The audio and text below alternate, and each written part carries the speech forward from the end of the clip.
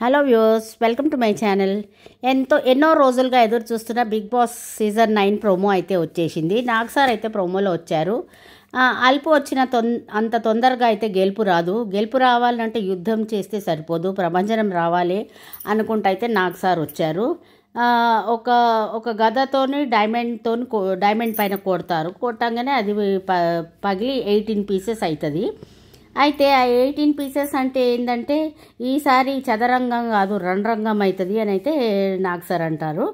ఆ diamond 18 pieces అంటే 9 మంది గర్ల్స్ 9 మంది బాయ్స్ ఉంటారు. ఈసారి అయితే చాలా ఫుల్ గేమ్స్, చాలా భారీ భరకం గేమ్స్ పెట్టి కంటెస్టెంట్స్ని అయితే బాగా అయితే అలరించబోతున్నారని తెలుస్తుంది. చాలా అయితే హైప్ వచ్చింది. యాక్చువల్గా 2 days బ్యాక్ స్టార్ మా వాళ్ళు ఒక లోగో పెట్టారు. లోగో పెట్టి మళ్ళీ డిలీట్ చేశారు.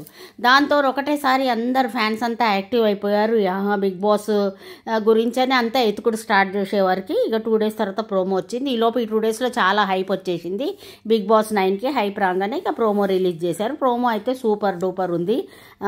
ప్రోమో ఈసారి అయితే Bigg Boss last time flop అన్నారు కాబట్టి ఈసారి చాలా అయితే స్టాండర్డ్ ఇంప్రూవ్ చేసి మంచి మంచి కంటెస్టెంట్స్ తీసుకురావాలనే ఆలోచన అయితే బిగ్ బాస్ ఉంది.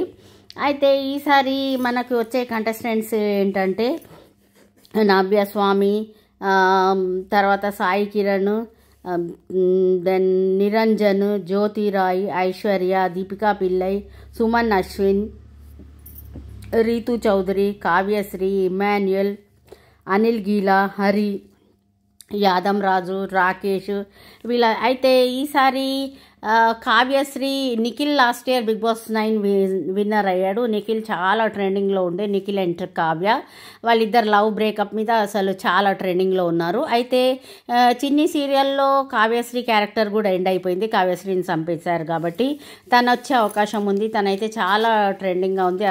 ఆమెకు ఎక్కువ రెమ్యునరేషన్ వచ్చి తీసుకొచ్చే అవకాశం అయితే ఉంది.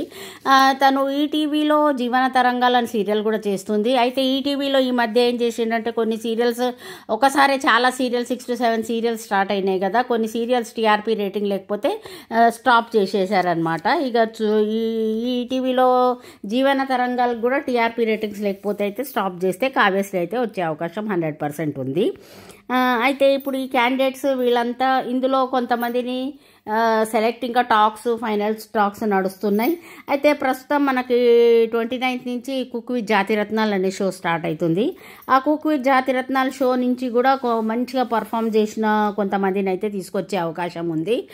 వాళ్ళు మంచిగా వాళ్ళ ఆడే విధానం చాలా బాగుంటుంది. ఈసారి లాస్ట్ టైం కమెడియన్స్ తీసుకొచ్చారు. ఈసారి కూడా హరి, ఇమాన్యుయల్, ఇంకా యాదం రాజు వీళ్ళని తీసుకొచ్చే అవకాశం అయితే ఉన్నది. అండ్ ఇంకా మనకి బిగ్ బాస్ 9 అయితే సెప్టెంబర్ 1st వీక్లో స్టార్ట్ అవుతుంది. ఈలోపు 2.5 monthsలో మన cook with Jathiratnalu show complete అయిపోతుంది. ఇక ప్రోమో అయితే ఇక మెల్లగా కొంచెం